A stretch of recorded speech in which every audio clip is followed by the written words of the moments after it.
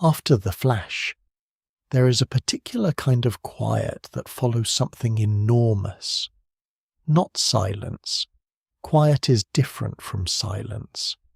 Silence is an absence.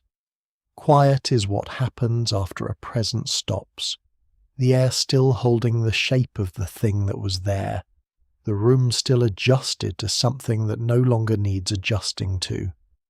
You can feel quiet in a way you cannot feel silence. Silence is neutral. Quiet is aftermath. You may already know this.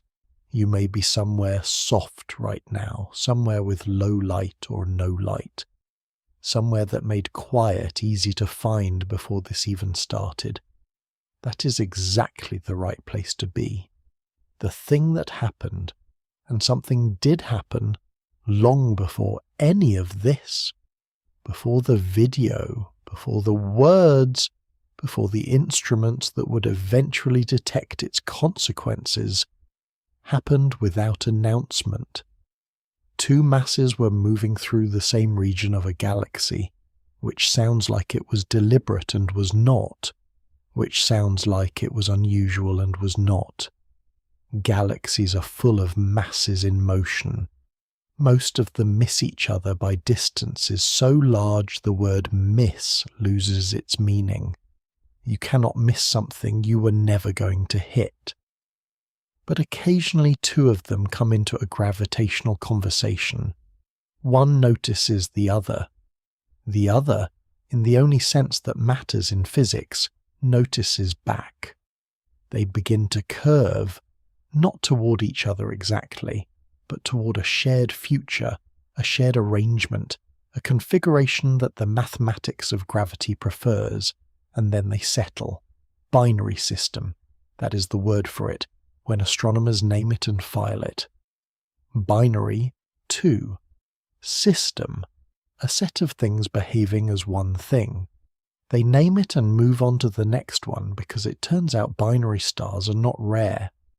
Roughly half of all Sun-like stars in the galaxy are in binary or multiple systems. Half, or possibly more depending on the survey. They are so common that our own Sun's solitude is the exception, not the rule. Our Sun drifts through the galaxy alone, with no companion, and this is, in the context of stars of its type, a little unusual. Binary systems are the ordinary thing. They are the default. Sleepy Science Channel. It wandered into the sentence without quite meaning to. Someone is listening to this right now, which is, every time I think about it, a little bit surprising. Not in a bad way, just in the way that things you hoped for, when they actually happen, carry a small residue of disbelief, even after they've clearly come true. So thank you for being here. If at some point the button to subscribe presents itself, you can press it or not press it, and either way is fine.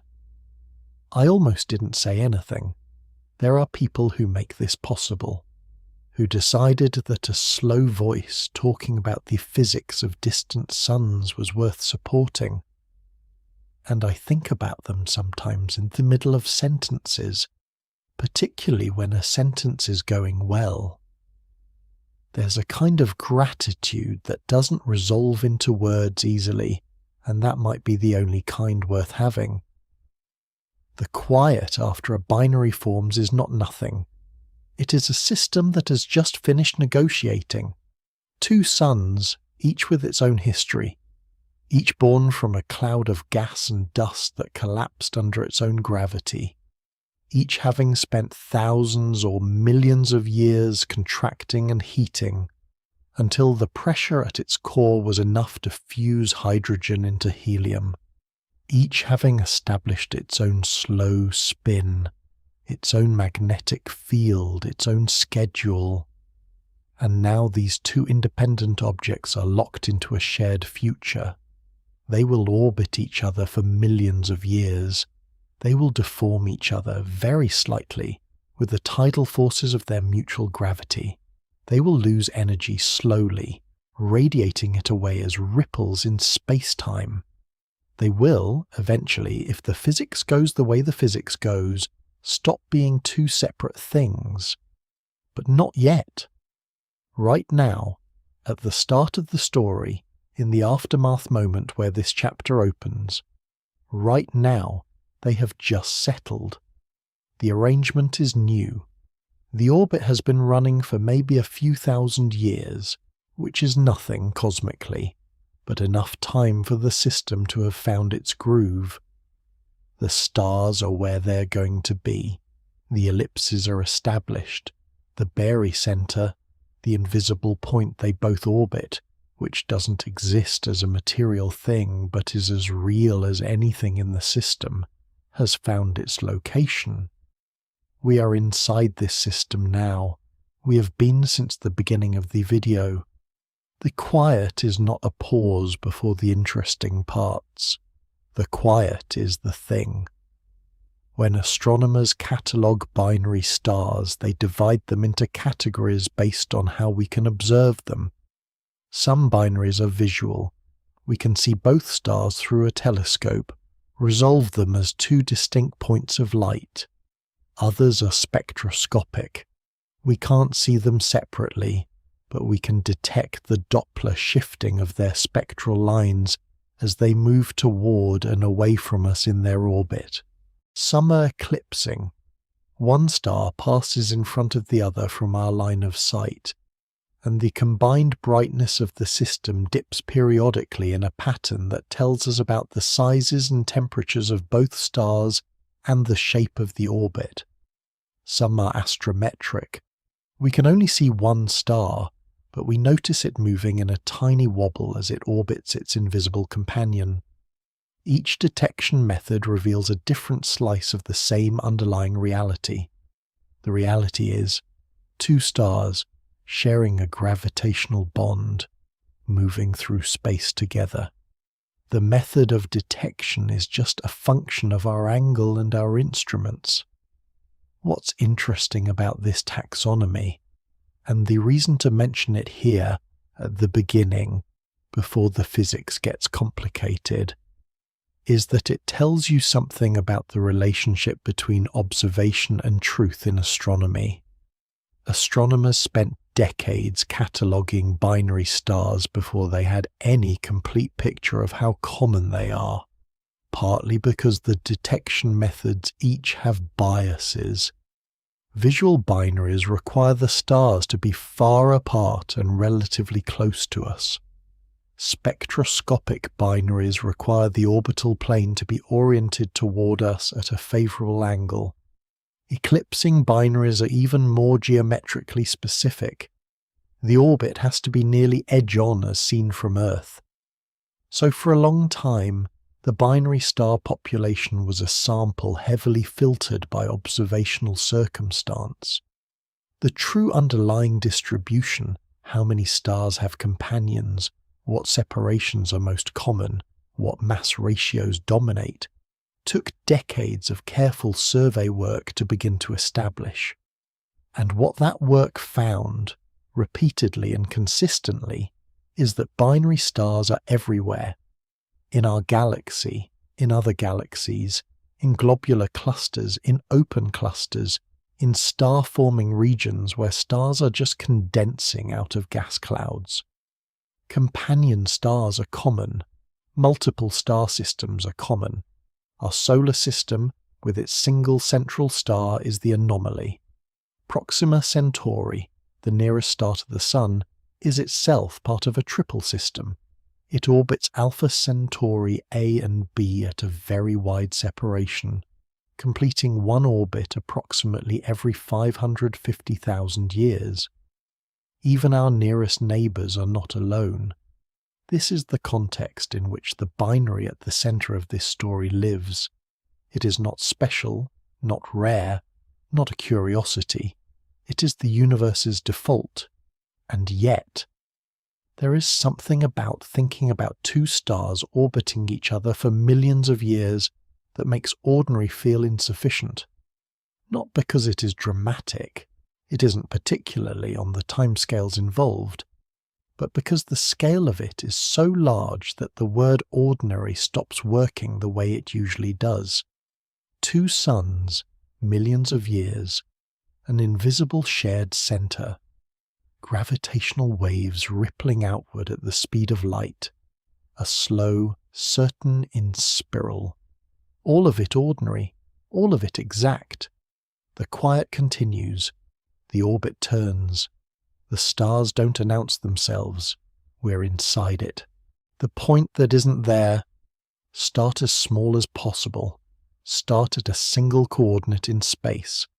This coordinate has no mass, it has no temperature, it emits nothing, reflects nothing, absorbs nothing.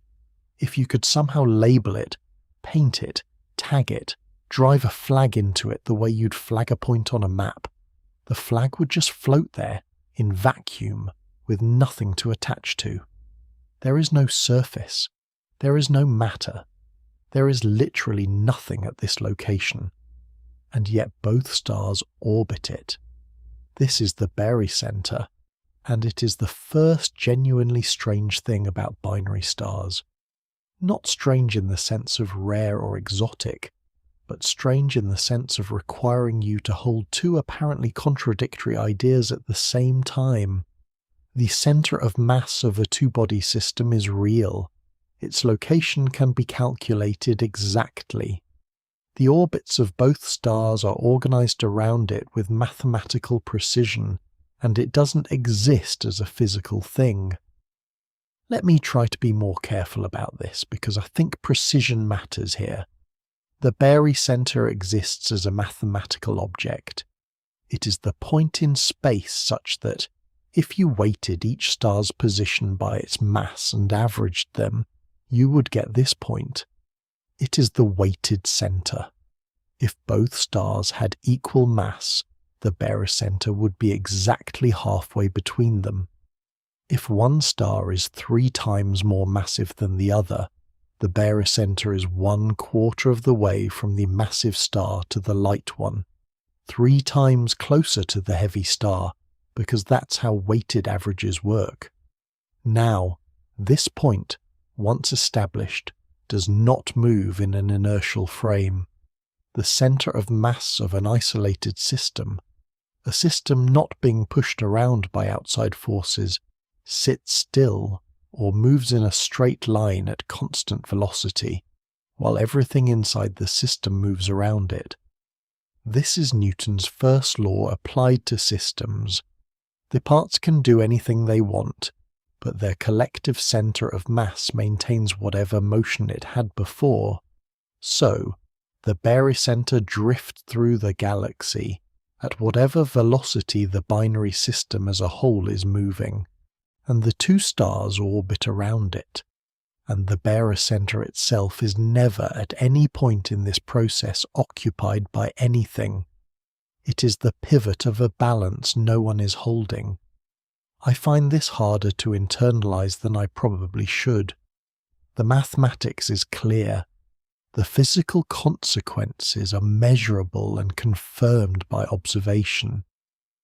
But every time I come back to the Barycenter concept, there's a moment where my intuition for what the universe is like, built mostly on experiencing objects that occupy space in the way that objects occupy space, trips on the absence of anything here. Something is organizing the motion of 2 enormous suns. That something has a precise location. That location contains nothing. This is how we find binaries we can't see directly. A star moving in a perfectly straight line at perfectly constant velocity, as seen from Earth. That star is alone, or has companions too small and dim to pull it off a straight path in any measurable way. But a star that wobbles, that moves with a tiny periodic deviation from the straight line, looping around a point near its own center, that star is orbiting something. The something might be too dim to detect directly. A white dwarf companion, a red dwarf, a neutron star in some cases. We see the visible stars wobble, and from the wobble we infer the companion. Astronomers call this astrometric detection. It is detective work at interstellar distances, inferring the presence of an invisible partner from the way the visible one fails to travel straight. And what the detective work reveals, every time it is applied carefully, is the Barycenter. Not the companion star itself. We're watching the visible star, not the companion, but the point around which the visible star orbits. We locate the nothing. We infer from it the something. There is a sentence here that would like to break the rhythm. The Barycenter is a fact that has never had a surface, which is maybe not as clean as I wanted it to be, but is as honest as I can make it. The spectroscopic version of this detection is even more intimate. Instead of watching a star's position on the sky, you watch its light. Specifically, you watch the dark lines in its spectrum, the wavelengths where different elements in the star's atmosphere absorb incoming light, and you watch those lines shift. As the star moves toward us in its orbit around the Barycenter, its light is compressed slightly, the wavelengths shortened, blue shift. As it moves away, the light stretches, red shift. The lines in the spectrum slide back and forth with the period of the orbit. This is not subtle. Given a precise enough spectrograph, you can read the orbital period of a binary directly from the rhythm of those shifting lines. You can read the orbital velocity of the visible star, and combined with Kepler's laws, you can constrain the masses and the separation. All from the oscillation of a few dark lines in a spectrum. All from light that travelled hundreds of light years to reach a telescope. The invisible point of the Barycenter leaves its signature in the colour of the light. You can detect a gravitational centre that contains nothing by watching the spectrum breathe. There is something about this that goes slightly beyond the science into something else, something that doesn't have a good name. The fact that you can know an emptiness exists, can measure it, can characterize it, can predict where it is to within a few kilometers over an orbital period of years, without ever being able to point to anything there. The Barycenter is fully characterized and fully absent. Both, completely. The orbit keeps running, the stars keep circling the nothing keeps not being there. And the system is, by every measurement that can be applied to it, stable. The word stable needs some attention here, because it is doing a lot of work and it deserves to earn it. When astronomers say a binary orbit is stable, they mean it will persist for a long time without the stars flying apart or immediately colliding. They do not mean it is unchanging. No orbit is unchanging. The orbital parameters of any real system shift over time due to a range of effects. The tidal interactions we'll discuss later, the emission of gravitational waves, perturbations from other bodies in the galaxy, even the star's own evolution. As a star ages and expands into a red giant, its mass distribution changes, its radius increases, and this feeds back into the orbit. Stable, in this context, means not immediately falling apart, surviving through timescales long enough to matter. For the binary in this story, stable means millions of years, maybe hundreds of millions, depending on where it is in its spiral. Long enough that from a human vantage point the orbit looks eternal. The same two stars, the same shared point, the same paths through space, every orbit identical to the one before. But the Barycenter knows better.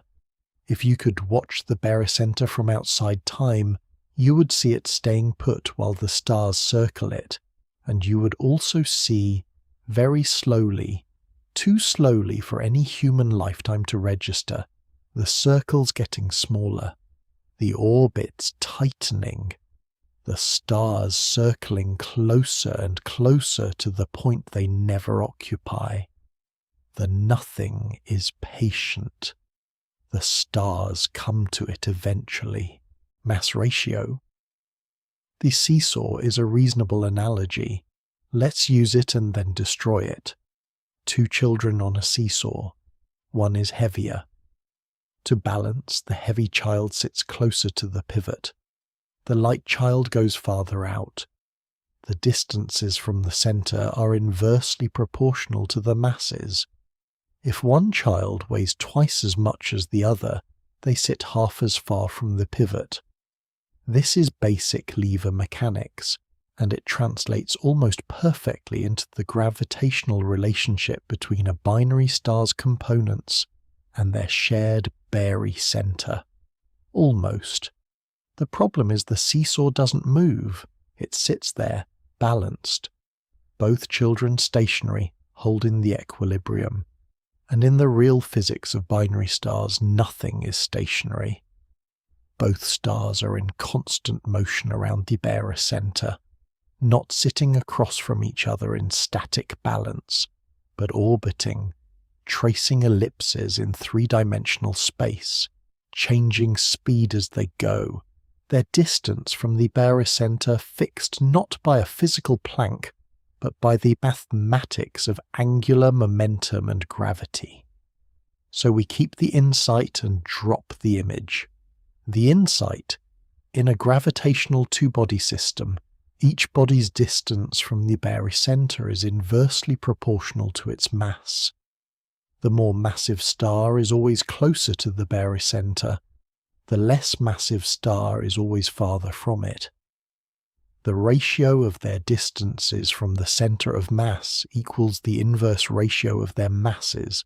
If star A is twice as massive as star B orbits at twice the distance from the barycenter that star A does. This is exact, not an approximation, not a useful rule of thumb. Exact. And because both stars must complete each orbit in the same time, they have to, because the orbit is a single thing, not 2 separate things. The star that is farther from the center must cover more distance per orbit. More distance in the same time means higher speed. The lighter star out on its wide arc moves faster than the heavier star. In close binaries with short orbital periods measured in hours, the lighter star can be moving at hundreds of kilometers per second. Hundreds per second. Moving through space at a speed that would take it from one side of Earth to the other in a minute. And this is, by the standards of astrophysics, normal. Now consider what happens when the mass ratio is extreme. Imagine one star 10 times more massive than the other. The barycenter sits very close to the heavy star, 1/11th of the way from the heavy star to the light one. The heavy star orbits the barycenter in a very tight loop, almost a wobble. The light star, meanwhile, is out on a huge arc, moving fast, while its companion barely moves at all from any reasonable observational standpoint. To a distant observer, it looks less like 2 bodies orbiting a shared center, and more like one star orbiting another, nearly stationary star. This geometry matters because it is not always obvious. Here is the part of the chapter that slows down, because the idea requires the listener to sit with the distinction that matters more than it seems. When we say both stars orbit the barycenter, we are making an exact claim about the physics. The barycenter is the center of mass of the system, and in an isolated system that point moves in a straight line at constant velocity while the stars dance around it. Both stars genuinely orbit the barycenter, not each other, the barycenter. But we also, loosely say the stars orbit each other. And this is not exactly wrong, but it papers over something important. When you say the Earth orbits the Sun, you're ignoring the fact that the Sun is also orbiting the Earth-Sun Barycenter, just barely, because the Sun is so much more massive that the Barycenter is located inside the Sun's own volume. The Sun still orbits it. It just doesn't have far to go. In a binary star system where the stars are comparable in mass, the two-body nature of the orbit is impossible to ignore. Neither star is sitting still. Both are genuinely in motion. The idea of one orbiting the other only works as a simplification that the geometry happens to allow in some cases and visibly fails in others. The thread here, the one we're following from this chapter all the way through the rest of the story, is mass. Mass determines where the barycenter sits. Mass determines how wide each orbit is. Mass determines the speeds. Mass determines how the tidal forces work. Mass is what the gravitational wave emission depends on. And mass, eventually, is what determines how the merger goes. If the merger happens, the thread runs through everything. When astronomers first began to measure binary star mass ratios, which required spectroscopic detection of both stars in a double-lined spectroscopic binary, where the spectrum shows two sets of shifting lines, one for each star, they found that the distribution of mass ratios was not random. It was not the case that binary companions had masses drawn randomly from the full range of possible stellar masses. There are tendencies. Stars of similar mass preferentially pair with each other. The mass ratio distribution, the statistical pattern of how extreme or how even the mass split tends to be, carries information about how binary stars form. Most binaries probably form from the fragmentation of a single protostellar cloud. As the cloud collapses under its own gravity, if there is enough angular momentum, enough rotation, it can break into two rotating masses that both contract into stars, their shared angular momentum now encoded in the orbit. The conditions under which this fragmentation produces two nearly equal stars versus one dominant and one companion are still being actively studied. The mass ratio is not random, but the rules that set it are still partly unwritten. The thread begins in the gas cloud. It runs through the mass ratio. It runs through the orbit. It runs through everything that follows. What the ellipse is doing. The orbit is already running. It was running before this chapter opened, and it will run after it closes, and right now the stars are somewhere on their respective ellipses, somewhere at the middle of an arc that began thousands of years ago and will complete thousands of years from now. They are mid-process, mid-path, mid-fall. We are joining something that did not start with us and will not end with us. The path is an ellipse. An ellipse is a stretched circle, technically, a conic section, the curve you get when you cut a cone at an angle that is not perpendicular to the cone's axis and not parallel to its side. There are four conic sections: the circle, the ellipse, the parabola, and the hyperbola. Three of them can be orbits. The circle is the limiting case of the ellipse where eccentricity goes to zero. The parabola is the path of an object moving at exactly escape velocity. It leaves and never comes back, but does so by the narrowest possible margin. The hyperbola is the path of an object moving faster than escape velocity. It passes through, curves, and goes on forever. The ellipse is the path of an object that is bound. It comes back. Always, for an ellipse, it comes back. What this means for the binary is that the orbit is closed. Every revolution returns the stars to where they started, not to approximately where they started, to the same configuration, the same positions relative to the barycenter, the same velocities, the same separations, identically repeated revolution after revolution for as long as the orbit lasts. Except that in reality it doesn't quite repeat identically, for reasons we'll come to later, reasons involving tidal distortions and gravitational wave emission. But in the first approximation, the one that is accurate to many decimal places for many orbital periods, the ellipse is a perfect repeat, a groove worn into space-time that the stars follow again and again. The eccentricity of the ellipse, how stretched it is, how far from circular, determines everything about the rhythm of the orbit. Eccentricity is a number between 0 and 1. 0 is the circle. Something near 1 is a very elongated ellipse, like the orbits of some comets in our solar system that spend most of their time in the outer dark and only briefly swing through the inner system near the Sun. Binary stars span the whole range. Some have orbits very close to circular. Some have eccentricities of 0.9 or higher, which means they spend the vast majority of their time at large separations and only briefly come very close. The ellipse has two special points. Periapsis is the point of closest approach, the end of the ellipse where the two stars are nearest to each other, where they move fastest.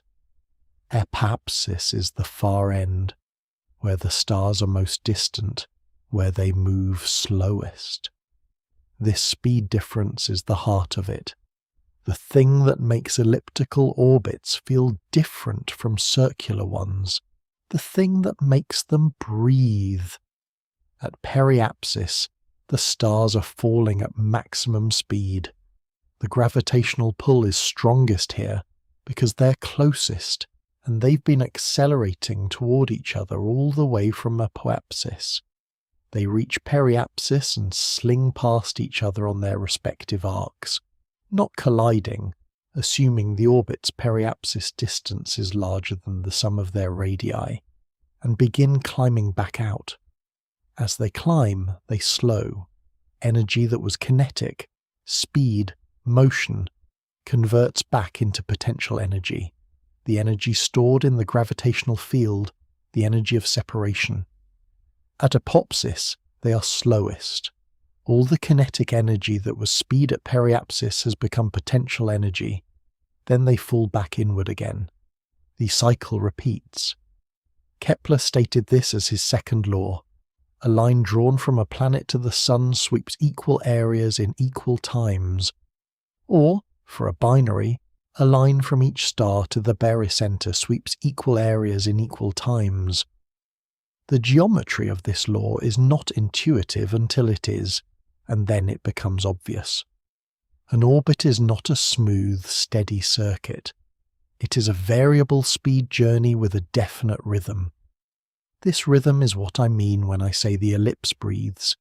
A high eccentricity binary inhales, comes close, accelerates, reaches the hot rushing passage of periapsis, and then exhales, slows, separates, drifts through the long quiet arc of apoapsis. And the exhale is much longer than the inhale, because the stars spend proportionally more time at large separations than at small ones. A binary with an eccentricity of 0.9 spends roughly 93% of its orbital period at distances greater than the mean orbital distance. The close passage, the dramatic fast arc near periapsis, is a small fraction of the total time.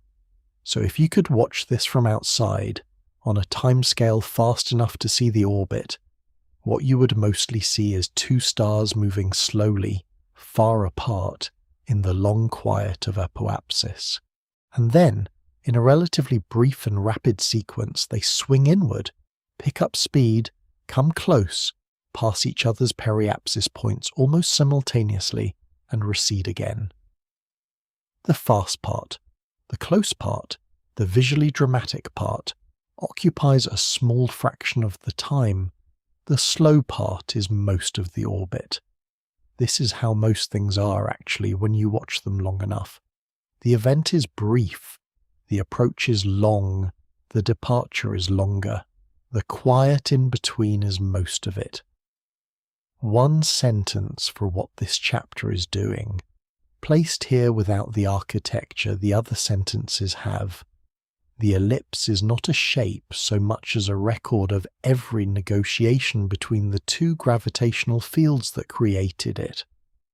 In a binary with low eccentricity, a nearly circular orbit, this rhythm is muted. The stars move at nearly constant speed. There is no strong distinction between fast and slow phases. The orbit is steadier, more monotonous, less dramatic in any given period. Whether this is more or less interesting than the high eccentricity case is not a physics question. But the circular orbits have an advantage that only becomes important later. They are more efficient at draining energy through gravitational wave emission. An eccentric orbit radiates gravitational waves more strongly near periapsis, but averaged over the whole orbit, a circular orbit at the same mean separation radiates more steadily. And as a binary inspirals and loses energy, the orbit tends to circularize. The eccentricity decreases over time, the orbit becoming more and more circular even as it shrinks. By the time a binary reaches the late stages of its inspiral, the orbit is often nearly circular, spinning tightly and fast and with very little variation in speed around the loop. The breathing becomes very shallow and then very fast and then, but that comes later. For now the orbit is running. The stars are somewhere on their respective arcs. The ellipse is doing what it does, which is persisting, which is encoding in geometry the history of how these two objects fell together in the first place. It will keep doing this for a long time yet. Tides between suns. Start with something very far from the subject. Start on a beach at low tide. Any beach, anywhere that has a significant tidal range. And notice what the ocean has left behind. Pools between rocks, seaweed lying flat on sand that was submerged an hour ago, the smell of salt and something faintly biological, the waterline a metre or two below where it will be when the tide returns. The water receded because the moon, 384,000 kilometres away, in the sky somewhere, possibly visible, possibly not, pulled on the ocean with its gravity.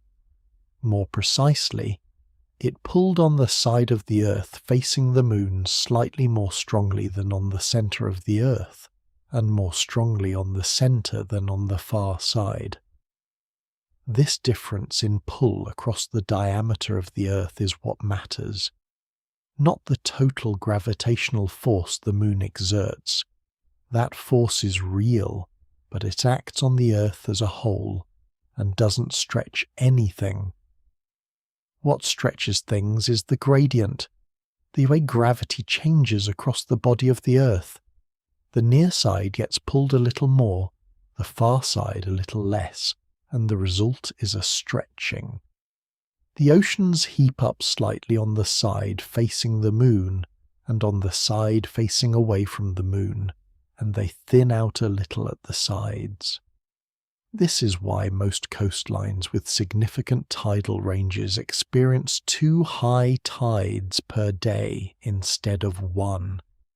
The tidal bulge is a feature of Earth's shape relative to the moon, not of which side faces the moon at any given moment.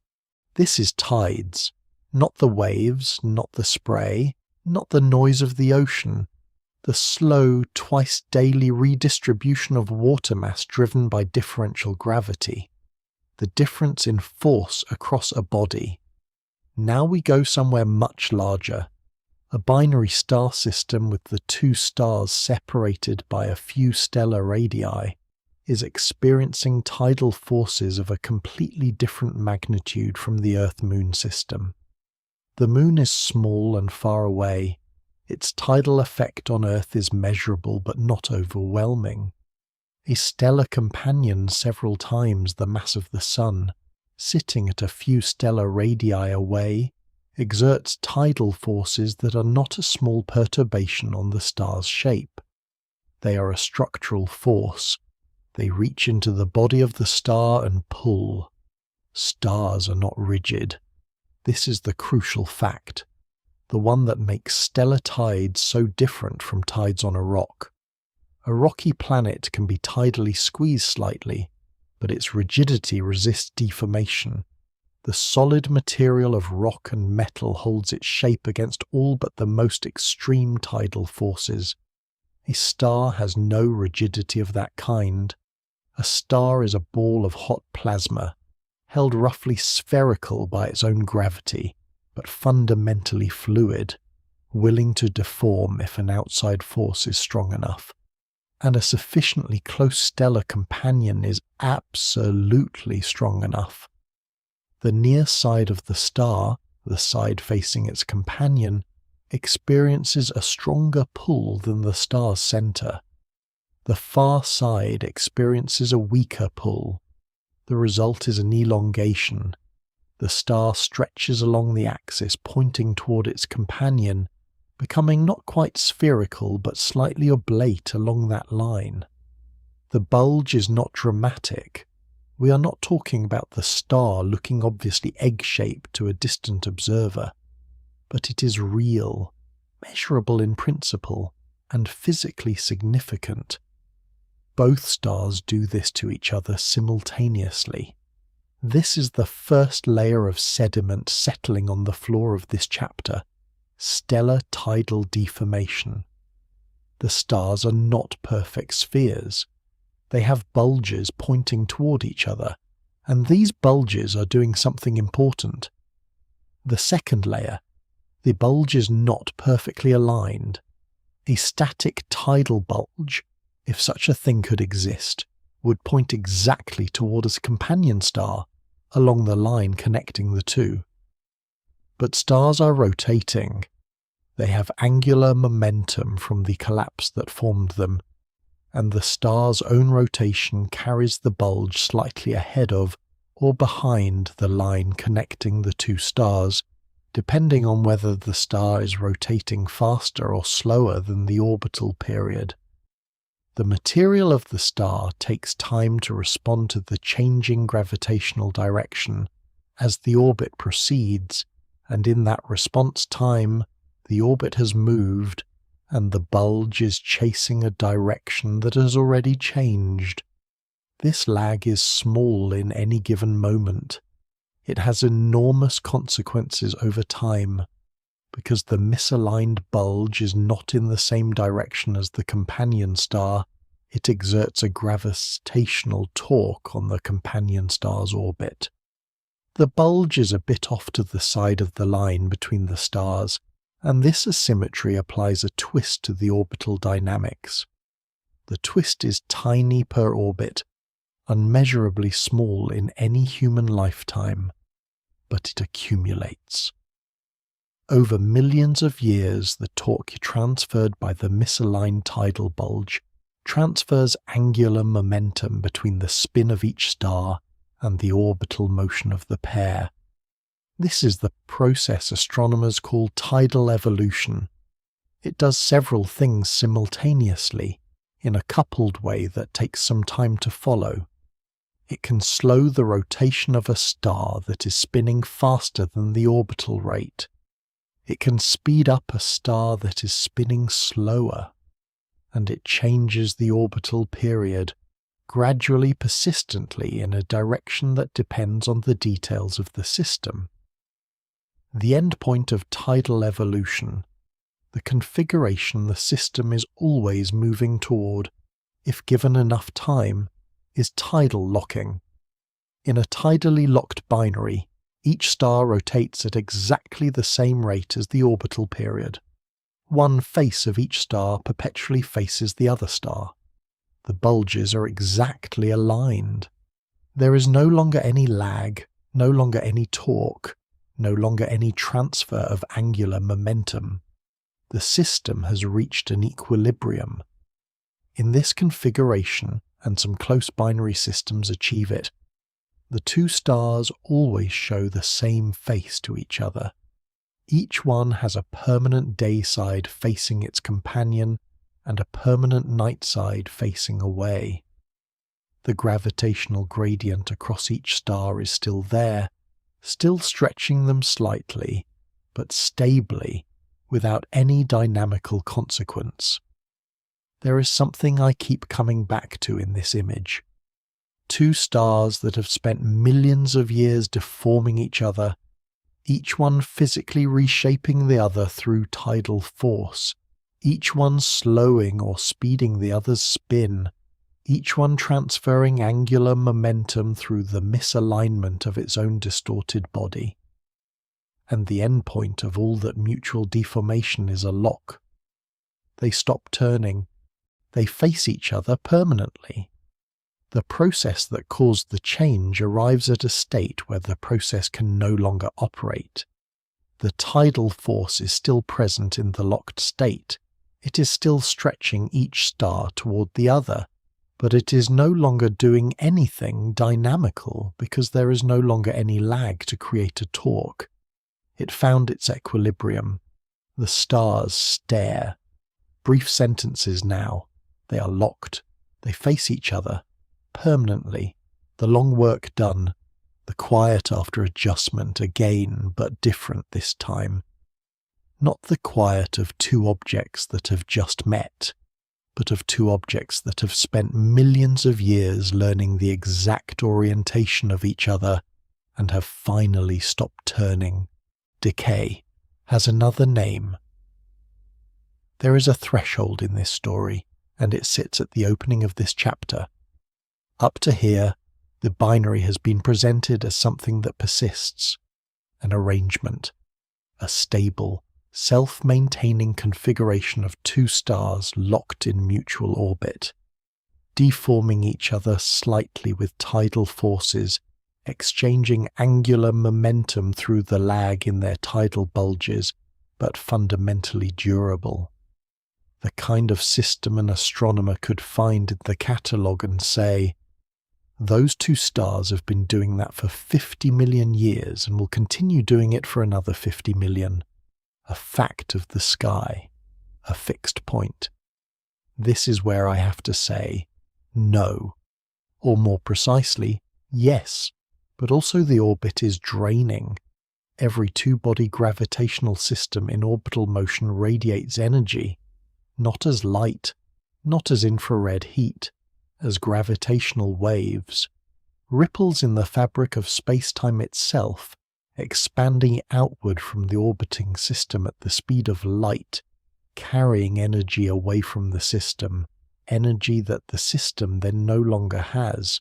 This is a prediction of general relativity, Einstein's theory of gravity, which replaced Newton's in the early 20th century, with a framework that describes gravity not as a force transmitted instantly across space, but as a curvature of space-time caused by mass and energy.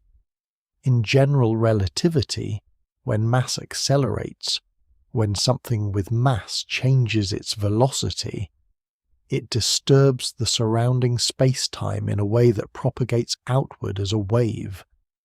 Two stars orbiting each other are constantly accelerating. They are always changing direction. That is what orbiting means. Changing direction under continuous gravitational influence. And so they are always radiating gravitational waves. The waves carry energy away. The orbit loses that energy. And because a bound orbit's energy is determined by its separation, Smaller separation means more negative potential energy, more total energy lost from the system. Losing energy means shrinking. The orbit gets smaller. The decay is real. It is not a theoretical possibility. It is confirmed by observation in an account that is worth telling slowly. In 1974, two astronomers, Russell Hulse, then a graduate student, and his advisor Joseph Taylor at the University of Massachusetts, were conducting a radio survey of pulsars. Pulsars are rotating neutron stars that emit beams of radio waves from their magnetic poles. As the star rotates, the beam sweeps past Earth like a lighthouse, producing a pulse in our radio detectors with extraordinary regularity. The pulse period of a pulsar is one of the most stable clocks in nature. Some pulsars keep time to a precision that rivals atomic clocks. Hulse and Taylor found a pulsar with a period of just under 59 milliseconds. The star was rotating about 17 times per second. This alone is not unusual. What was unusual was that the period was not constant. Over the course of observations spanning days and then weeks, the pulse period varied in a systematic periodic way, speeding up and slowing down with a period of about 7.75 hours. The interpretation was clear. The pulsar was in orbit with a companion. As the pulsar moved toward Earth in its orbit, its pulses arrived slightly more frequently due to Doppler shift. The pulse period appeared shorter. As it moved away, the pulses arrived less frequently. The period appeared longer. The 7.75-hour variation was the orbital period of the binary. The companion, it turned out, was almost certainly another neutron star, an object too dim to detect directly at that distance, but with a mass calculable from the orbital mechanics. Now, the key measurement. Over months and then years of observation, Taylor and his collaborators tracked the orbital period of the Hulse-Taylor binary pulsar with extraordinary precision, and they found that the orbital period was decreasing. The orbit was getting shorter. The two neutron stars were getting closer to each other. At the rate predicted by general relativity, calculated from the masses, the orbital parameters, and Einstein's formula for gravitational wave emission, to within the precision of measurement. The agreement was so precise, the match between the observed orbital decay and the theoretical prediction so clean, that it constituted the first strong evidence for gravitational waves, nearly 40 years before any direct detection. Hulse and Taylor won the Nobel Prize in Physics in 1993. The citation said, "For the discovery of a new type of pulsar, a discovery that has opened up new possibilities for the study of gravitation." What they had found, essentially, was a system draining, a binary losing energy in exactly the way general relativity said it should, in exactly the amount the theory predicted, at exactly the rate you would calculate from the masses and the separation. The orbit decays. Now the chapter slows, because this next part needs room. The rate of decay, the power being radiated away as gravitational waves, depends on the masses of the two objects and on their separation. Specifically, the power goes as the inverse fifth power of the separation between the stars times a function of their masses. Inverse fifth power. This means, if you double the separation between two orbiting masses, the gravitational wave power drops by a factor of 32. If you halve the separation, the power goes up by a factor of 32. Close binaries radiate enormously more energy than wide ones. A binary with a separation of 1 astronomical unit, the Earth-Sun distance, emits gravitational waves at a power that is essentially immeasurable with any current or foreseeable technology. The decay rate is so slow that you would need to observe the system for timescales vastly longer than the age of the universe to see any measurable change. A binary with a separation of a few solar radii, a few million kilometers, the kind of separation that produces orbital periods measured in hours, emits gravitational waves at a rate that meaningfully changes the orbit on timescales of millions or hundreds of millions of years, still long by human standards but not by astronomical ones.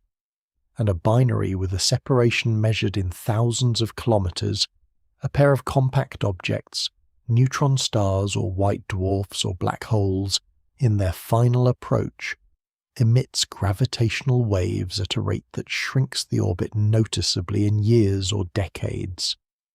This is why the Hulse-Taylor pulsar was detectable. 2 neutron stars, compact objects the size of cities, but with masses comparable to the Sun, orbiting each other at a separation of just under 2 solar radii, with a period of 7.75 hours. That combination of high masses and small separation produces a gravitational wave luminosity large enough that the orbital decay happens on a timescale of centuries. The orbit was measurably smaller after a few years of observation than it was at the start. Now zoom back out, wide, the full picture. The binary in this story, 2 ordinary stars larger and less dense than neutron stars, orbiting at whatever separation, is also radiating gravitational waves, also decaying, also losing energy to ripples in space-time that it will never recover. From outside you would not know this to look at it. The orbit appears stable, the stars trace their ellipses, the Barycenter sits still, the tidal bulges adjust, nothing announces the loss, but the waves are going. They have been going since the binary formed, in every direction, expanding at the speed of light, carrying the quiet news that this system is finite, that it has an end, that the end is not imminent, not for a very long time probably, but is structurally guaranteed by the physics, encoded in every orbit. The other name for decay is everything is falling together, just very, very slowly, not slowly enough. Close. The orbital period has been getting shorter for a very long time, and we are now entering the phase where the shortening has become, by astronomical standards, fast. Fast is relative here, as it always is in astrophysics. Fast does not mean human fast. Fast means measurably changing on timescales shorter than the lifetime of a star. The binary that began this story with an orbital period of days or years has, through millions of years of gravitational wave emission, wound itself down to something much shorter. The stars are closer, the orbit is smaller, and because gravitational wave power scales with the inverse 5th power of separation, the rate of decay has been accelerating as the separation has been shrinking, a feedback that does not produce a runaway catastrophe yet, but does mean that the last fraction of the orbital shrinkage happens faster than the first fraction. The period gets shorter, the stars get closer, the rate of further shrinkage increases. The most extreme examples of this late stage in spiral that we have found in the universe are systems like H.M. Cancri, discovered in 2003 by detecting X-ray emission from a closely spaced pair of white dwarfs. H.M. Cancri holds the record, as of the most recent measurements, for the shortest period binary star system known. Its orbital period is approximately 5.4 minutes. 5 minutes. The whole orbit in 5 minutes. 2 stellar remnants, each carrying a mass roughly half that of the Sun but compressed into a volume roughly the size of Earth. White dwarfs, objects so dense that a teaspoon of their material would weigh several tons on Earth's surface. These two objects are orbiting their shared Barycenter in 5 minutes, 12 complete orbits per hour, nearly 300 per day. To give this a physical form, at a period of 5.4 minutes and the separation that implies for their masses, these white dwarfs are moving at approximately 1% the speed of light. Not 1% the speed of sound, the speed of light. Each of them is traversing an orbit of perhaps a few thousand kilometers circumference in about 5 minutes, which requires a velocity of roughly 2,700 kilometers per second, continuously, every orbit. The orbit is completing faster than most television episodes. There is a very long, complex sentence here that does not belong, and its absence is the point. At these separations and velocities, the gravitational wave emission is substantial. H.M. Cancri is one of the strongest predicted sources of gravitational waves in the galaxy, at frequencies accessible to planned space-based detectors like LISA, the Laser Interferometer Space Antenna, which is designed to detect gravitational waves at much lower frequencies than ground-based detectors like LIGO. H.M. Cancri is already almost certainly emitting continuous gravitational waves at a detectable level. We just haven't pointed the right instrument at it yet. What LISA will hear, if the projections are correct, is not a chirp. LIGO hears chirps because the binary systems it detects in their final moments spend only a brief time in the frequency band it can detect before merging. LISA, operating at lower frequencies corresponding to longer orbital periods, will hear continuous tones. The ongoing gravitational wave signal from a binary like H.M. Cancri, emitting steadily at a fixed frequency for years, for decades, for as long as the observation continues. LISA's target frequency range includes the millihertz band, corresponding to orbital periods of minutes to hours. The galaxy contains thousands of binaries emitting continuously in this band. LISA is expected to detect them as a population, but the period goes on shortening. At some point, not abruptly, not at a moment you could identify by watching, but somewhere in a range of configurations that shade from clearly two separate objects into something ambiguous, the stars begin to touch. The eccentricity has probably been decreasing for a long time. Tidal forces circularize orbits, and at the close separations of a late-stage binary, tidal forces are strong enough to accomplish this on astrophysically rapid timescales. By the time the stars are very close, the orbit is probably very nearly circular. No more long swings out to apopsis, no more slow drift in the outer darkness. Just a tight, fast circular loop getting tighter, smaller, faster. The merger doesn't announce itself. Contact is already happening. The outer layers have already interpenetrated. We are inside the aftermath of the first touch, which was not a touch in any normal sense, not a collision, not a sharp edge meeting, a sharp edge, but the gradual encroachment of two fluid bodies into each other's space. Stars do not have surfaces. They have regions where the material gets less dense, where the gravitational binding becomes loose, where an atom near the edge is barely held against a strong enough perturbation, and when a companion star is close enough, that perturbation is provided. Roche lobe overflow, named once, now set aside.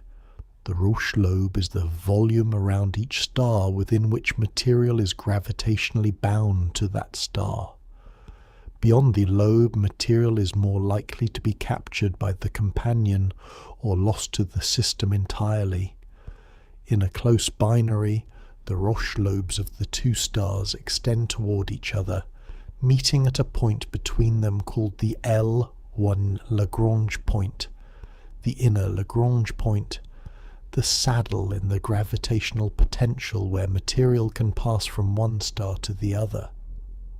When a star expands to fill its Roche lobe, either because the star has evolved and grown larger as it ages, or because the orbit has shrunk to bring the Roche lobe boundary closer, material begins to flow through L1 from one star to the other.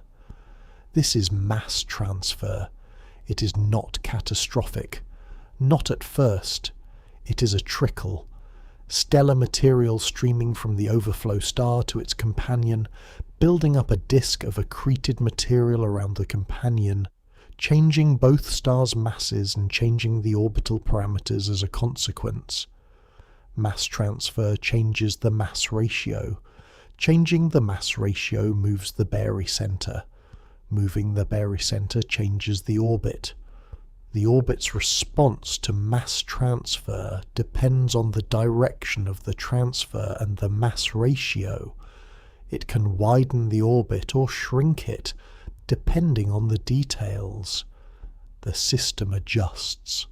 But we are past the adjustment phase. We are in the regime where the orbit has shrunk far enough that the two stars are genuinely encountering each other's mass, not just transferring through the L1 point, actually overlapping. Their outermost material is in the same place. What happens next is not quick. Two stars merging is not an explosion in the first instant. It is a process.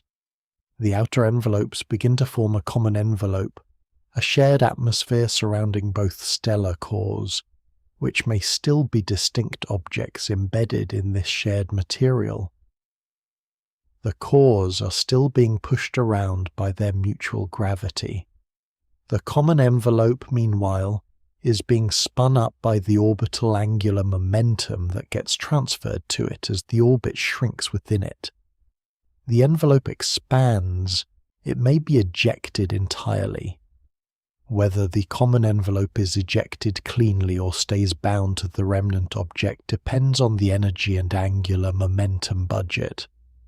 If the orbital energy released as the cores spiral together is enough to unbind the common envelope, to give it enough kinetic energy to escape, then the envelope goes, and what remains is a pair of compact remnants much closer together than the original binary, continuing their spiral under much better conditions.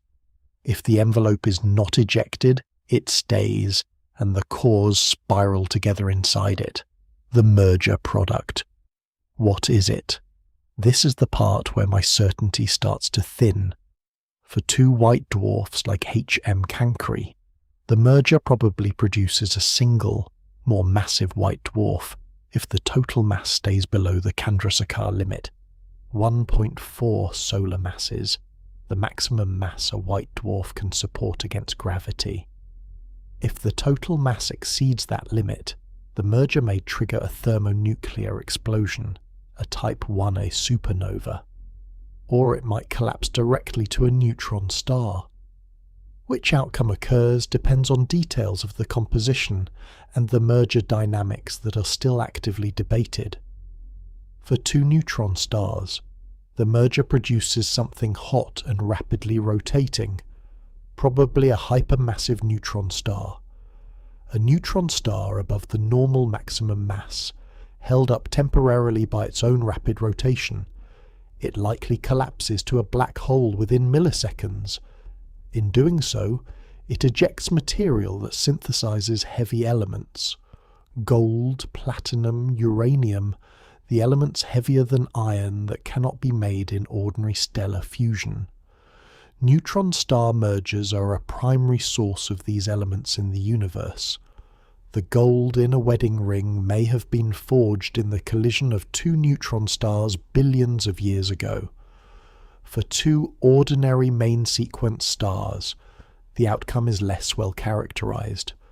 The merger likely produces a single, overluminous star, burning hotter and faster than neither parent, that settles over thousands of years into a new equilibrium. The remnant might look like a blue straggler, a star that appears younger and bluer than its stellar neighbours in a cluster, probably because it gained mass through a merger or mass transfer that extended its main sequence lifetime. In every case, the ghost point, the Barycenter, disappears. Two centres of mass become one. The invisible pivot that neither star ever occupied is gone. The relationship that created it is over. What sits at the centre now is mass, real mass, something that can be photographed, measured, named. And here I should say, I am less certain about what sits there than I have been about most things in this story, because the merger is where the cleanest physics ends and the complicated, messy, poorly sampled by observation physics begins. Mergers are brief. The timescales involved are short enough that catching one in progress is rare. We have models, we have simulations, we have a few observations of candidate merger events, the red novae, the luminous red transients, objects that briefly brightened in the sky and left behind something different from what was there before. But the census of what mergers produce across all mass ratios and all types of stars is still incomplete. The star that comes out the other side of a merger is real and singular and going on, and I do not know exactly what it looks like. The orbit is over, but the physics has not stopped, and somewhere, at the end of a process that took millions of years to run, there is a single object cooling, rotating, probably surrounded by some cloud of ejected material from the merger itself, beginning whatever comes next. Which is another story entirely, and not the one we came here to tell, and which begins exactly where this sentence runs out of room for it. Gradually, without announcement, the way the merger itself went, without a moment anyone could point to and say, there, that was it. That was the end of two becoming one. That was the moment the ghost point went. Though of course there is no moment like that, only a process, only the gradual resolution of two things into the arithmetic of one, which is what the last long sentence of this chapter cannot help but be one thing arrived at slowly from two. Everything before this was a description of falling. There are two long corridors in the United States, one in Livingston, Louisiana, and one in Hanford, Washington, that were built to measure nothing. Not nothing in the casual sense, nothing in the exact sense, the absence of any physical disturbance. The corridors are 4 kilometers long each, set at right angles to each other in an L shape, enclosed in ultra-high vacuum tubes, isolated from vibration by sophisticated systems of pendulums and seismic dampers, surrounded by monitoring equipment that tracks every possible source of noise. They were built so that, once every local disturbance was characterized and subtracted, what remained would be the background of the universe itself. The irreducible quietness of space-time in a location with nothing happening in it. This background, the scientist hoped, would occasionally be interrupted. Inside each corridor, a laser beam is split and sent down both arms. The beams bounce off mirrors and return. The returning beams are compared, interfered together in the technical language, hence the name interferometer. If both arms are exactly the same length, the beams cancel each other almost perfectly, producing what is called a dark fringe at the detector. If one arm is very slightly longer or shorter than the other, the cancellation is imperfect, and a tiny amount of light reaches the detector. The amount of length change the instrument is designed to detect is 1/10,000th the diameter of a proton, not one proton diameter. 1/10,000th of one proton diameter. The proton is approximately 1 femtometer across, 10 to the power of -15 meters. The target sensitivity is approximately 10 to the power of -19 meters. This is a length that has no physical meaning in the context of individual particles. It is smaller than the scale at which quantum effects prevent position from being classically defined, and yet the instrument can measure it, because it is not measuring the position of a particle, but the average over a laser beam bounced down a 4-kilometer arm hundreds of times.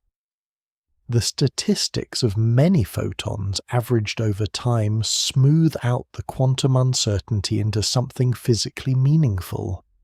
The instrument is called LIGO, Laser Interferometer Gravitational Wave Observatory.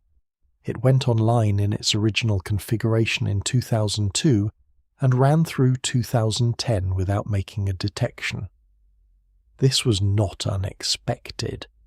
The sensitivity of the initial LIGO was not quite sufficient to probe the volume of space that theorists estimated would be needed to encounter a binary merger frequently enough to guarantee detection. The instrument was upgraded through the early 2010s to advanced LIGO, with significantly improved sensitivity, and the upgraded version came back online in September 2015. On September 14th, 2015, at 5:51 in the morning Eastern Time, both detectors registered a signal. The signal lasted a fraction of a second. It was a chirp, a rising tone, brief, lasting about 0.2 seconds in the sensitive frequency band. The lower frequency part of the signal arrived first, rising to a higher frequency peak, and then the signal ended. The pattern, frequency and amplitude both rising together, then stopping, is the characteristic signature of an inspiral, a binary system in its final moments, the orbit shrinking too fast now, the gravitational wave frequency doubling the orbital frequency and climbing as the orbit compresses, the amplitude rising as the stars grow ever closer, and the wave power ever larger, until the moment of merger, when the two objects become one, and the oscillation stops, because the oscillation was the orbit, and the orbit is over. The signal was named G150914, the 14th of September, 2015. The source was two black holes, each roughly 30 solar masses, orbiting each other and then merging approximately 1.3 billion light-years away.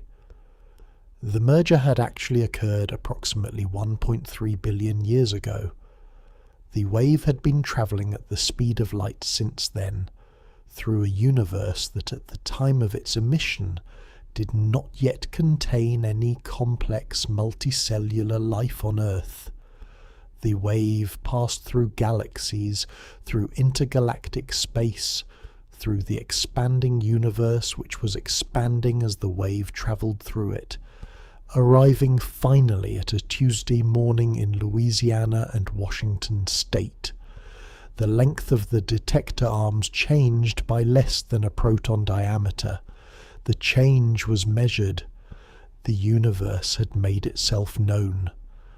When the scientists converted the gravitational wave signal to audio, shifted in frequency into the range that human ears can process, since the actual gravitational wave frequencies are close to audible range anyway, The result was a brief upward glide, starting low, rising quickly, ending. A chirp. You can find it. The LIGO team released the audio. It is short enough that you might almost miss it. A brief sound, under a second, easy to underestimate. What it is, physically, is the sound of a pair of black holes completing their orbit, not the sound of the merger itself, which is harder to isolate. The sound of the in-spiral, the last measurable oscillations of a binary system that had been orbiting something for billions of years, now in its final fractions of a second. The sound of a system arriving at the end of its falling. Now, the sentence that changes the meaning of every chapter before this one, every orbit described in this video, every ellipse, every acceleration at periapsis, every slow drift at apoapsis, every wobble of the massive star around the Barycenter, every tidal bulge, every transferal of angular momentum through the lag of misaligned stellar material was not a stable state. It was the middle of a fall. The word orbit names a trajectory. The trajectory goes in one direction. The direction is together, not immediately, not soon in any human sense for most systems, but the direction never reverses. The stars in a binary system are not in balance. They are in slow, relentless approach. The orbit that appears from the outside to be a stable arrangement, two masses maintaining a fixed relationship over thousands of years, is a snapshot of a long descent, the way a photograph of a river can look perfectly still. The river is not still. It is going somewhere. The orbit is going somewhere. Every binary in the sky that has a companion is falling toward it. Some will take billions of years to arrive. Some have already merged. Some are in the late stages of their in-spiral, emitting gravitational waves at frequencies that Lisa will one day resolve into individual tones. Some, the ones like the Hulse-Taylor pulsar, the ones like H.M. Cancri, have wound themselves down to hours and minutes, and a few, the ones that LIGO has detected, and that LIGO and Virgo and Cagra and future generations of detectors continue to detect at a rate of several per month, have gone all the way. The orbit is done. The Barycenter is gone. Something new sits at the center of what used to be a relationship. The chirp is the sound of a long story ending very quickly. The story is what we just told. Two stars, a point between them, an ellipse, a rhythm. Tidal forces reshaping each body over millions of years. Energy leaving as waves in space-time. The orbit tightening, the period shortening, the final approach, the touch, the merger, the silence, all of it falling, all of it, from the first moment of the binary, falling together. The stability you saw in every chapter was perspective and time scale. Stand far enough back, run the clock fast enough, and what you see is not two stars maintaining an arrangement. What you see is two stars going toward each other, slowly, across millions of years, along a path that was always going to end here. The chirp, brief. Then the nothing again, but a different nothing from the one at the beginning. Not the nothing of the Barycenter, the nothing of a relationship suspended in space, but the nothing after. The quiet after something large, which is where we started, and where everything starts, and where everything ends.